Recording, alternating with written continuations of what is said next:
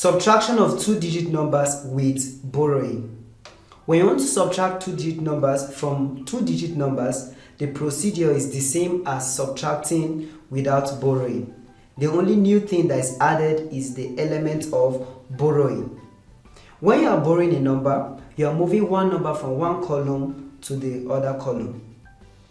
There are times you are moving a number from the tens column to the ones column, or you are moving from the hundredths column to the tens column.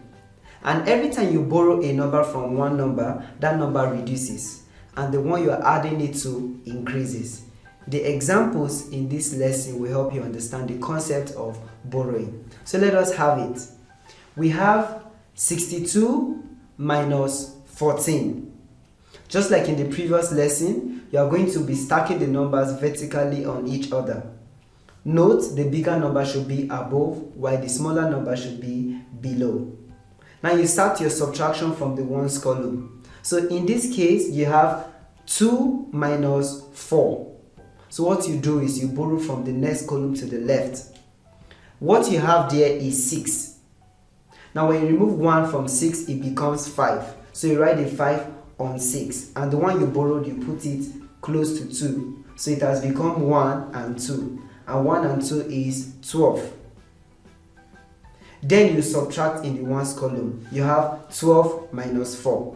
So 12 minus 4. You have 8. So you put the 8 in the ones place, right here. So in the tens place, you have 5 and 1. So 5 minus 1. You're removing 1 from 5. What you have left is 4. So the difference between 62 and 14 is 48. Let me give you a review. When you remove 1 from 6, what you're removing is a bunch of 10. So that's why when you added 10 to 2, it became 12. The reason is because 6 is in the tens place. So when you remove 1 from it, that's a bunch of 10. You remove 1 tens from 6. Let's have another example. You have 85 minus 27.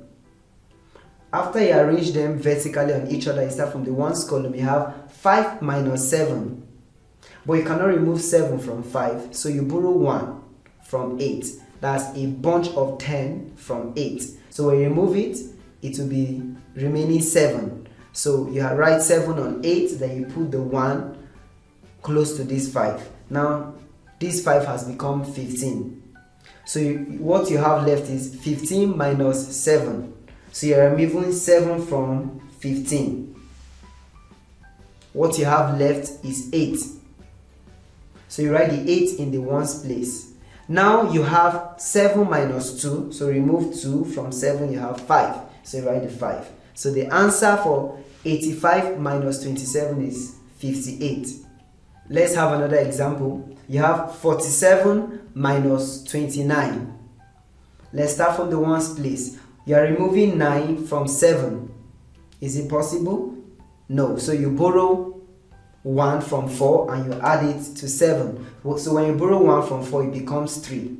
Then you put the 1 on 7. So you have 17 minus 9. 17 minus 9 is 8. So you write the 8 in the ones place. Now what you have left is 3 minus 2. So what is 3 minus 2? 1. So the answer here is 18. And finally, you have 52 minus 17. Can you remove 7 from 2? No. So let's borrow 1 from 5 and it becomes 4. Then you put the 1 close to 2 and you have 1 and 2. So 12 minus 7. So remove 7 from 12, you have 5. I write 5 in the ones place. And what you have left is 4 minus 1. So remove 1 from 4, you have 3. So the answer is 35. In this lesson, you've learned the concept of borrowing.